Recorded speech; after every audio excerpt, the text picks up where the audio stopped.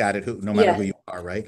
But it's not a public in the sense of being promoted or anything. Mm, So it's not particularly well indexed. So mm-hmm. if you try to search for it, it's really hard to find, Yeah. which suits me fine because it's really just for you guys. Mm-hmm. All right. So for those of you watching on YouTube, we're going to start in just a minute. And for those of you live on Zoom, we're going to start in just a minute.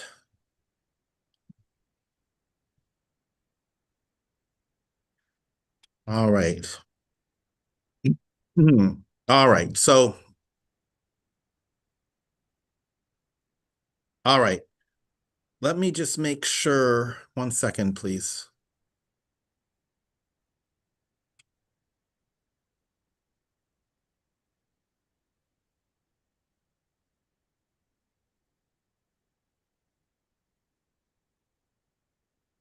Okay. So, all right. So what we're going to be talking about today is property taxes. And so the first thing I want to tell everyone on Zoom and everyone in person and everyone who's watching it later on YouTube is that the information I'm sharing is of a general nature to help real estate agents, but we should never let our clients think that we are tax experts. It's very important that our clients talk to a CPA, a chartered public accountant, or a tax expert, not us. So everything you tell a buyer or seller should be sort of, hey, you should talk to a CPA. This is just, general advice. Okay, so that's the first thing I wanted to say. So, what I want to talk about today is how property taxes actually work, how us agents get information about property tax amounts owing or amounts that are going to be figured out, um, how to calculate expected taxes on a real estate transaction, whether you're the buyer or the seller, Mm-hmm. and how to understand the number that you get out. What does it mean when you figure out that the taxes are going to be owed um, in the future? I want to talk a little bit about supplemental property taxes, transfer taxes, and Prop 19, and take any questions. So in California, property taxes are based on the county, not the city, not statewide. So Alameda County manages its own property taxes, and Contra Costa County does, and San Francisco County does. Everyone does their own, but they're based on a state law. And the state law came about as a result of something called Proposition 13. So back in the 1970s, there was a vote and they asked the people, do you want, and they called it number 13, Proposition number 13. They asked the people, do you want to make the property taxes work in this new way? Because people were very upset back then at how expensive property taxes were. So they had this big, big controversial election around this. And the people who liked the new way of doing it won. And as a result, since then, 50 years now, we have been doing it this way. So I'm going to explain to you how property taxes work under Prop 13. So property taxes have two main components. The first component is called the ad valorem fee. It is more or less a flat rate per year based on a percentage. So it is uh, one part of the property taxes.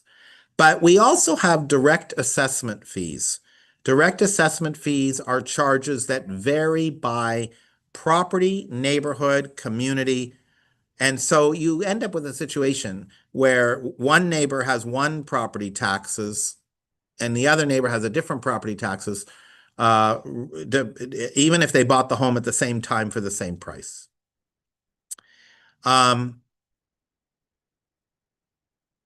Property taxes run on a timeline from July 1st to June 30th. The tax year for property taxes is July 1st to June 30th, and payments are due twice a year. So basically, they take the amount you owe and divide it in two. And the first payment is due in October and late in December, if it isn't paid by December 10th. And the second payment is due in February and late if it isn't paid by April 10th. And another thing to think about with property taxes is that if a buyer has a mortgage loan and the loan is under 20% down payment, the loan is for more than 80%, is more than 80%. The buyer puts down less than 20%. In that scenario, the borrower is required to have something called an impound account, or a special account with the mortgage holder where they collect the property taxes as a percentage of the mortgage payment each month and pay the government twice a year on behalf of the borrower. So if borrowers do have that account, they have something called an impound account, and they don't pay twice a year. They pay every month, 1/12 of what is owed. So let's talk first about component one, the ad valorem tax. So ad valorem is Latin, and it means according to value. It is the largest component of the tax, and it's usually at least 1.1% of the sale price. So when a property gets sold, the tax base changes to the sale price, and then the ad valorem tax is calculated based on that. So if somebody bought a home for $90,000 20 years ago, they are paying a tax that was ultimately based on their purchase price of $90,000. But when it's sold now for $1.7 million, then the new buyer is going to pay their tax based on 1.1%. Another way to look at this is that when that home sells, the new owner's tax burden is going to be way higher than the old owner's tax burden was for property taxes. So the other kind of tax we have that we have to think about is something called a direct assessment tax. So what happens is, over the years, the money that has been generated by the regular ad valorem tax has not been enough for counties and cities in the counties to pay for services. So they've started over the last 50 years, they've passed local laws and had local votes to increase their own taxes, to pay for schools and to pay for water delivery and fire management and emergency services, etc., etc. Sometimes a development is made where for a whole community with lots of different neighborhoods, and they have a neighborhood fee.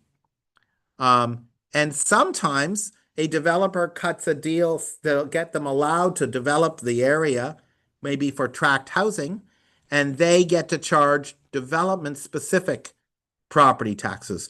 The last category are called Mello-Roos taxes. Mello-Roos taxes. So there's a lot of elements of the direct tax that gets on top of the ad valorem tax.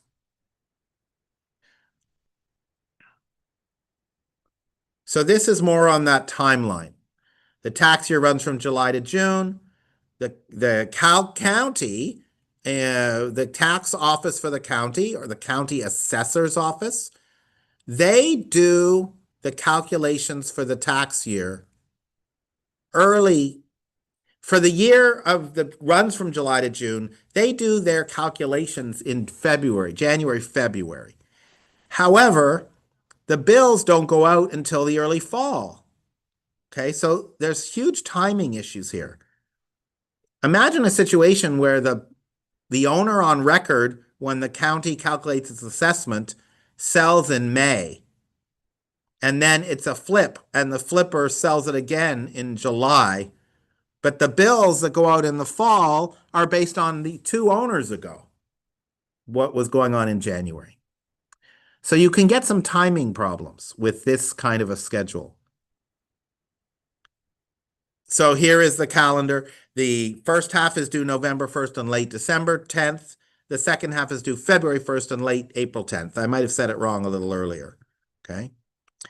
The due dates for the taxes sometimes varies if there's a holiday, if there's a holiday that comes in between. If the taxes are due on April 10th, but April 10th is a holiday or a legal non-working day, then it pushes out. In this year, 2025, it was after April 10th. I think it was April 12th because of that law. So impound accounts I mentioned earlier, some home buyers with low down payment mortgages must pay their lender 1 month's worth of the annual property tax with their loan payment each month. Many buyers choose to do it anyway. Even if they put down more than a bigger down payment, they do it anyway because they don't have to remember twice a year to pay their property taxes. It'll just automatically get paid for them.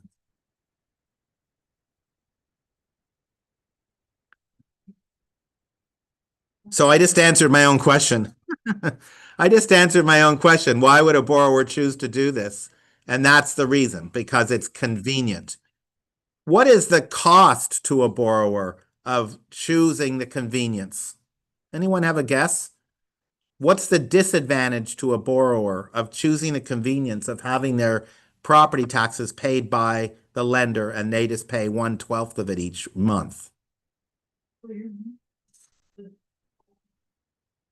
Anyone have any idea what the cost is or what the potential cost is? So the problem is that if a borrower chooses to pay their property taxes through their mortgage, they don't have that money for themselves to use for anything else. The money goes out each month, 1/12 of it, and they the property tax people, the government doesn't get paid until twice a year. That may be 4 or 5 months away. So in the meantime, the borrower doesn't have access to their own money because it's in a special account with the lender. So for people who are really good at money management and they're putting down a 20% down, they may not want to use one of these special impound accounts because it ties up their money and they would rather pay themselves twice a year when it's due instead of paying it one every month a little bit when it's not even due yet. Does that make sense?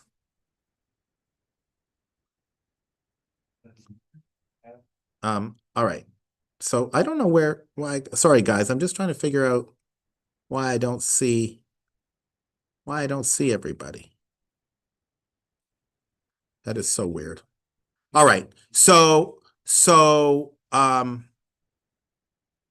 one sec. I'm just got a weird stuff going on with my display here. Yeah. Okay. So I don't get it. Okay. So then the next question is, where do you get the information? Where do you pull the data for property taxes from? There are two main sources. The first is the property report in your MLS. So for whenever you look up a property in the MLS, there's a link to a tax report. In the East Bay, the tax report is called the CRS property report. That is what the tax department is reporting the borrowers, the owners owe on this property, what they've paid actually in the last tax year. And another place you get this from is the natural hazard report and the NHD report, which if you are representing a buyer, the seller will provide it in their package of disclosures. And if you are representing a seller, you would typically order it before you go on the market, so you can review it with your seller. This report is the one that says the earthquake fault lines and the fire zones and the flood zones. It's that report. But what a lot of newer people don't know is that it also has a whole section on taxes, property taxes, and that is a good source of information.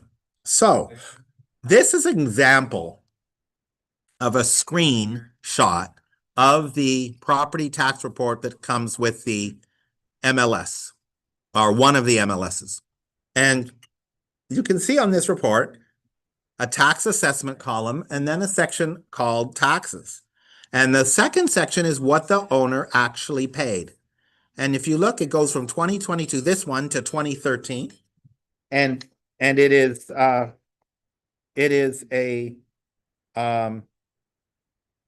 you can see that over the years, the taxes have gone up a little bit each and every year. Each and every year they've gone up.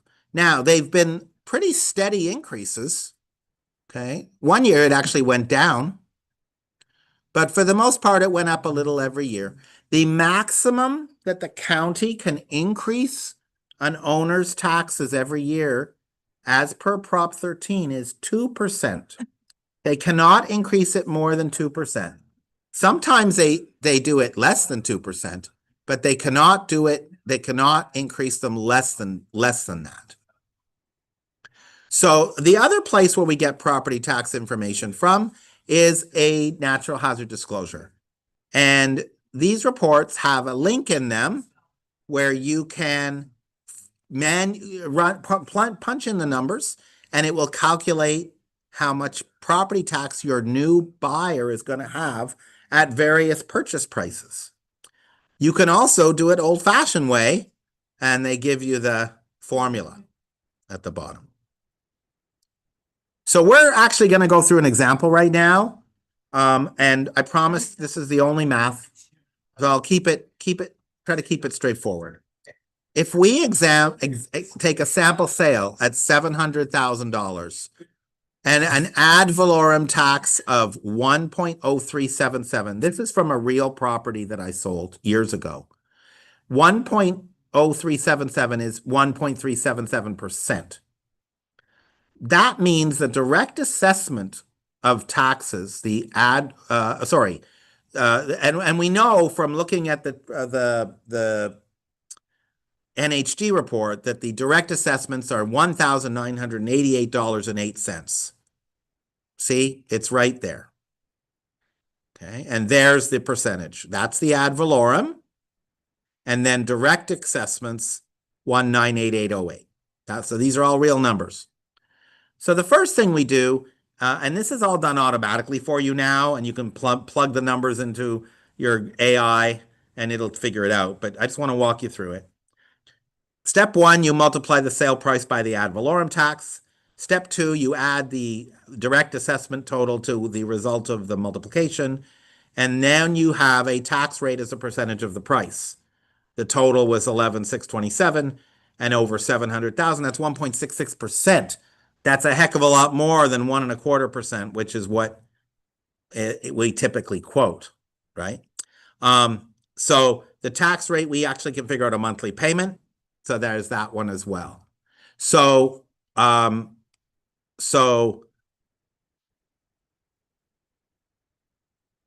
right. So then we do care about this percentage tax rate. And this is why I went and did the math.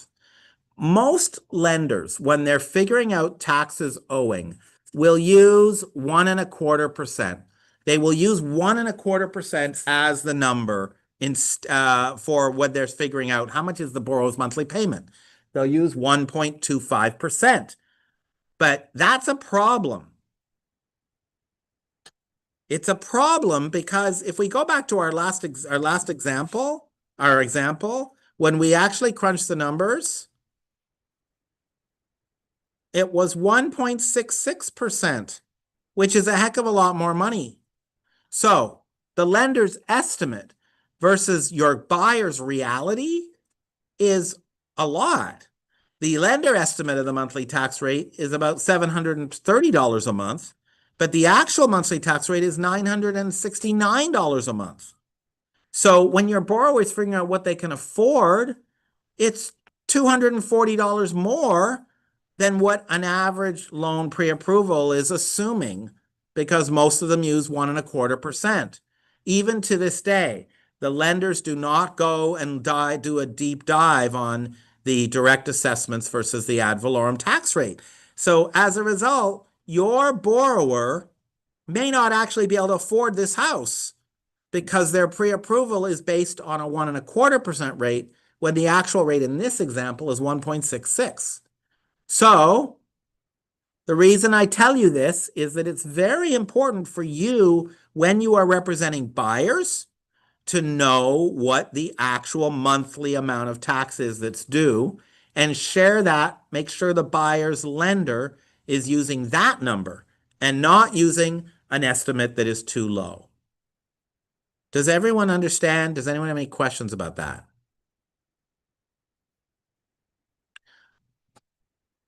Okay, I'm assuming nobody has any questions. There's now 7 of you here. So please just pipe up, unmute and talk because I can't manage the chat while I'm doing this. So if you have any questions about how did I get this number or why is it important, please ask me. All right, because I'm going to move on to something different now. Now what I want to talk about are another complicated area of property taxes, and that's something called supplemental property taxes. Supplemental property taxes is an extra burden on buyers in the first or second year of ownership. Now, property taxes, supplemental property taxes occur usually in a rising market. If the market prices are going down, it usually isn't a problem at all. But if you're in a rising market, as we have been for most of the last 15 years, it's a problem. Why is it a problem?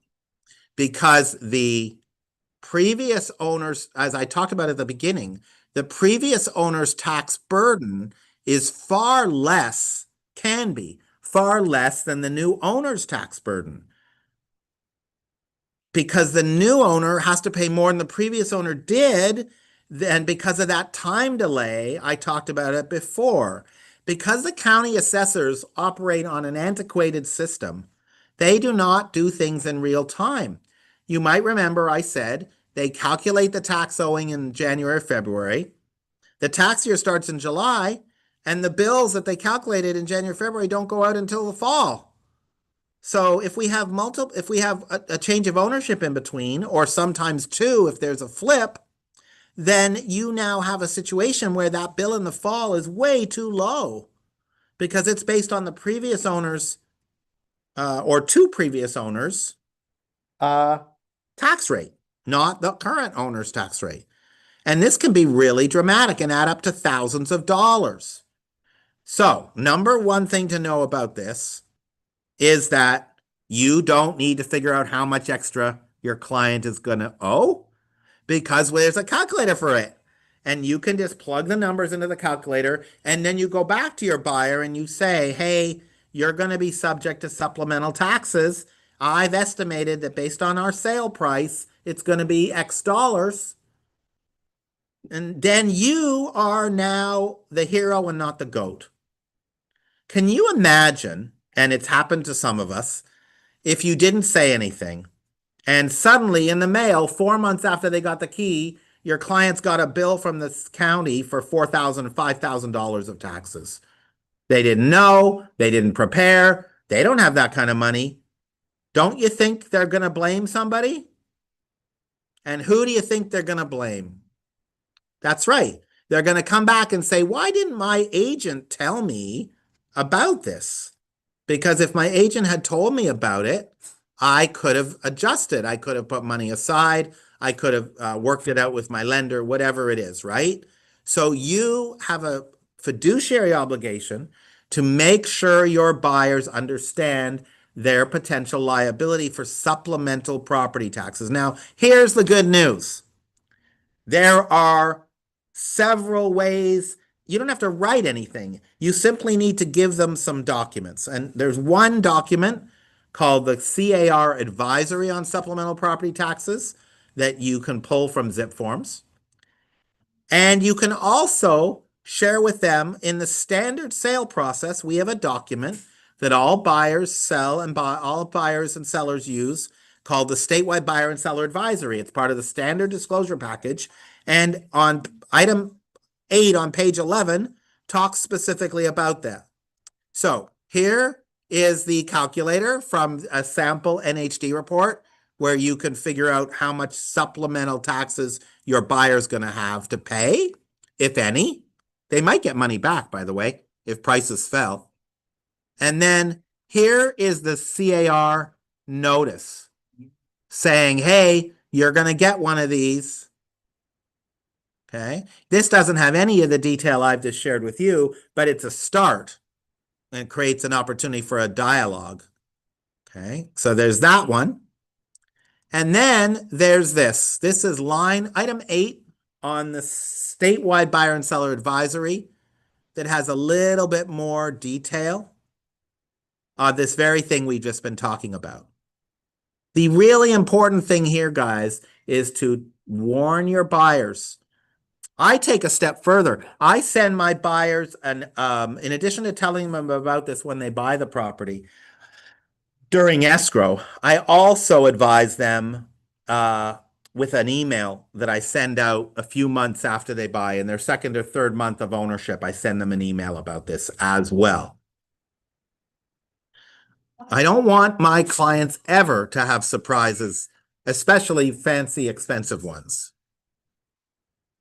All right, before I go on to transfer taxes, does anybody have any questions about the supplementals? Clear as mud? Okay. All right.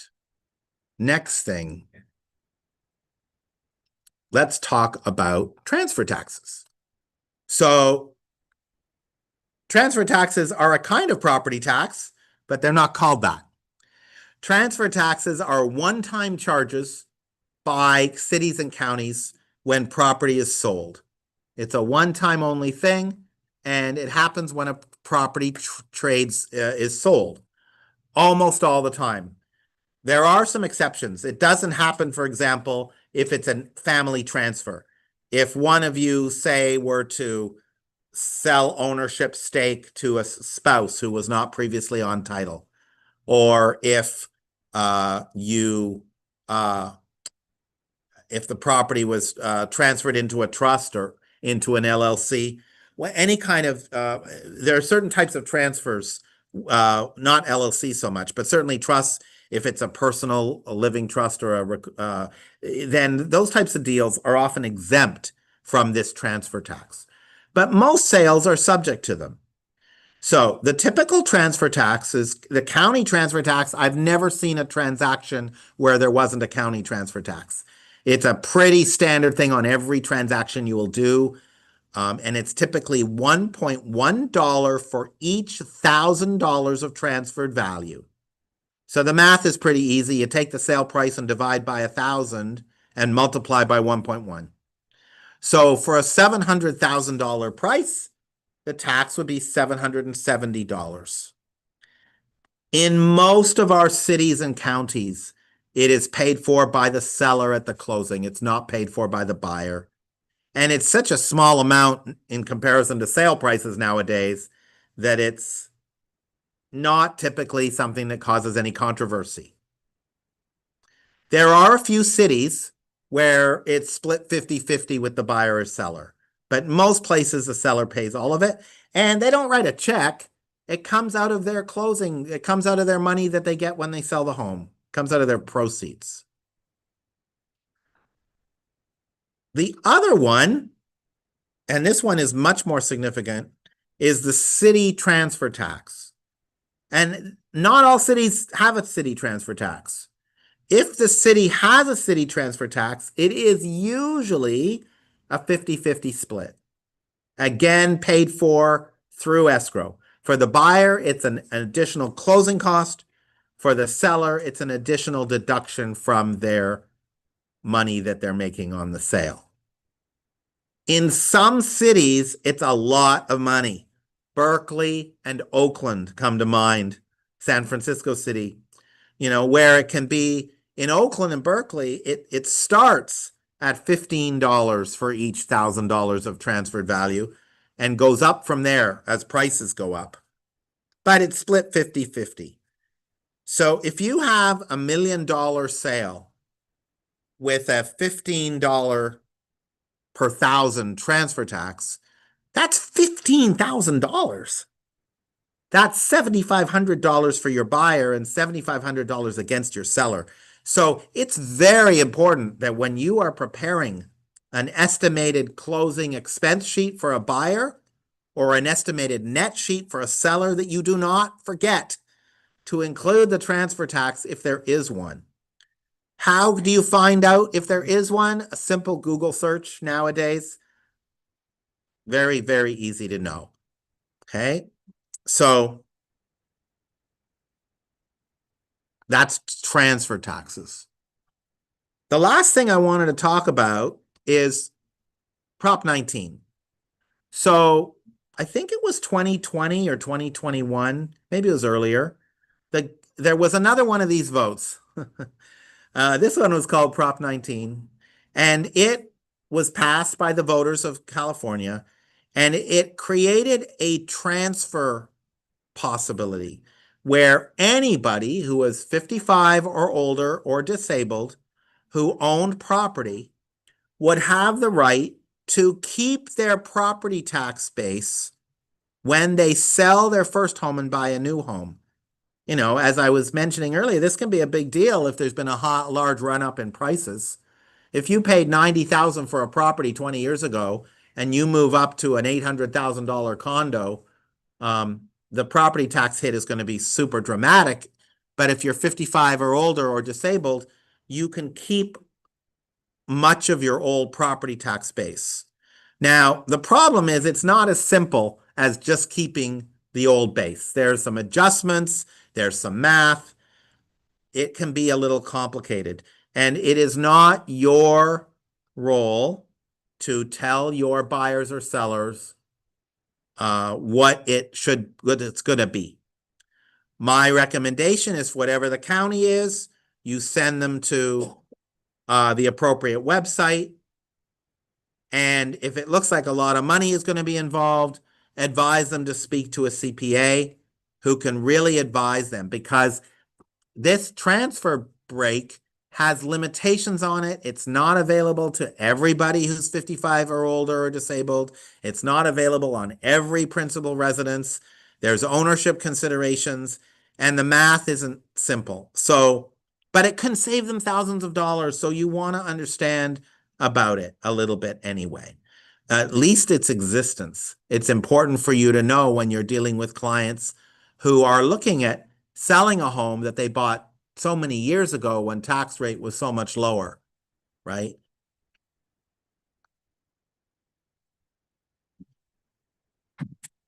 Okay, so I have a version of these slides available to you guys.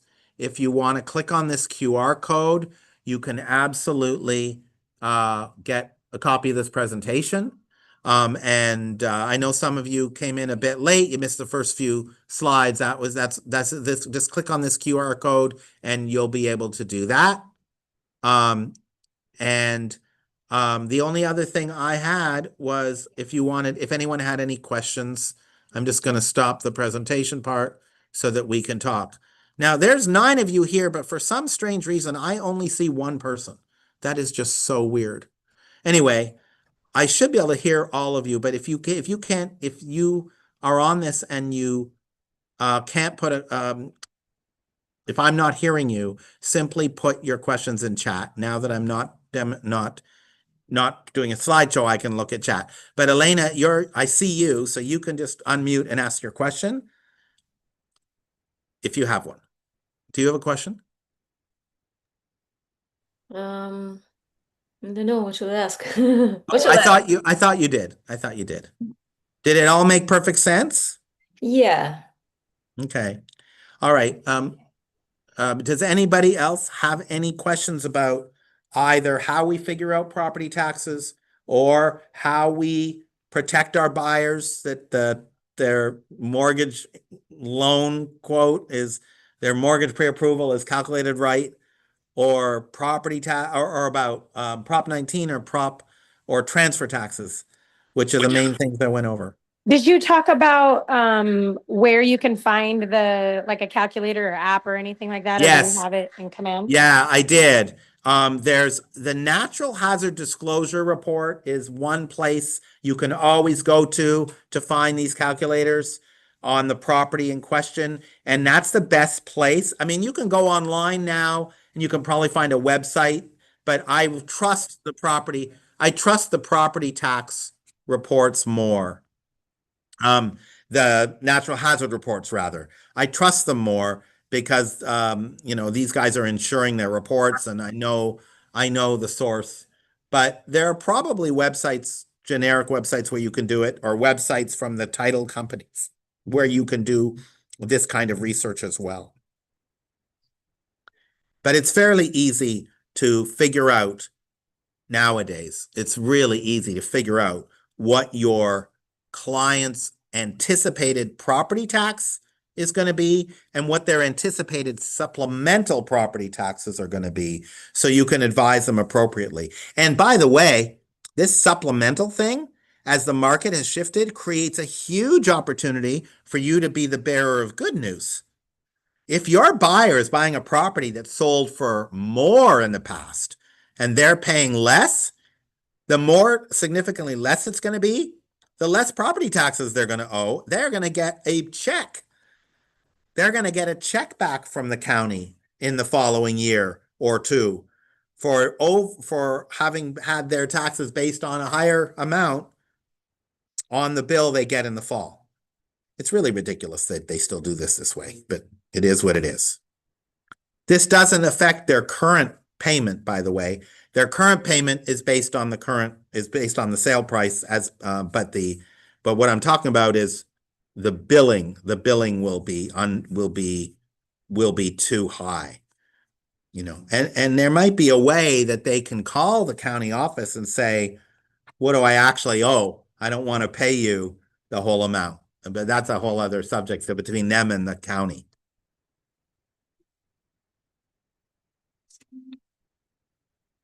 Did anyone else have any questions? So as I said at the beginning, for many of you who came in late, you're not CPAs. You're not tax experts. We want to stay in our lane. But having a basic understanding of property, having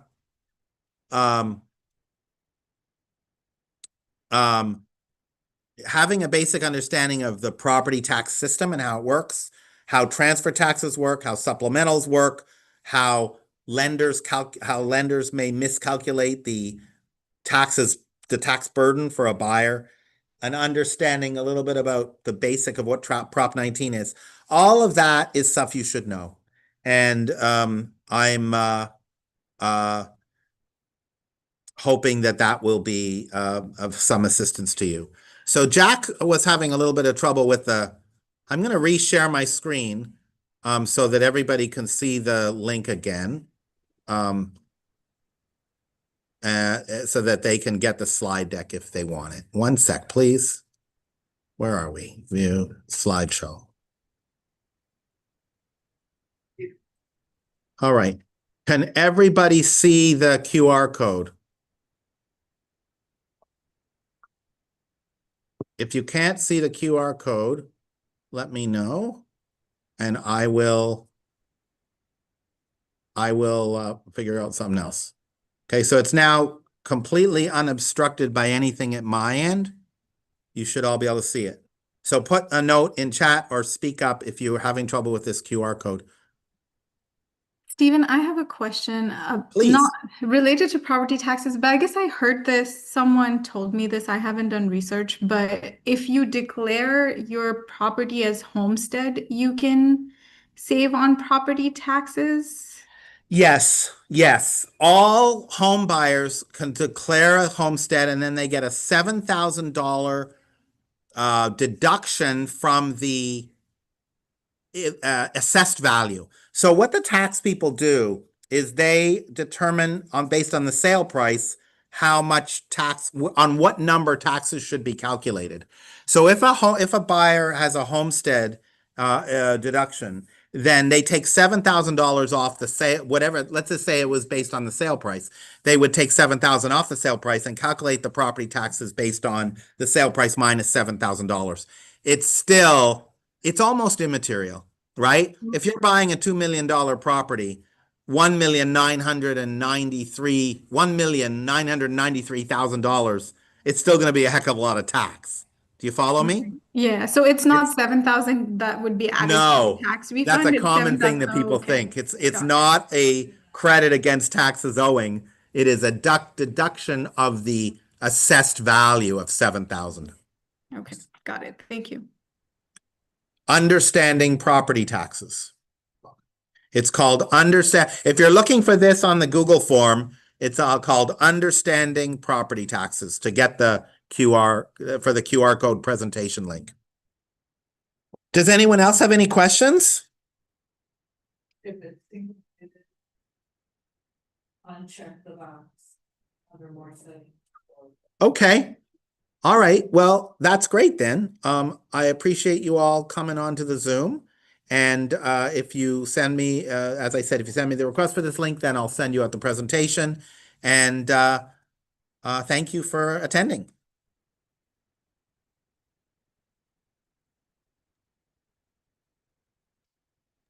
Thank you. Thank you. You're welcome. Take care. Thanks. Bye. Thank you, Stephen. Bye, everyone.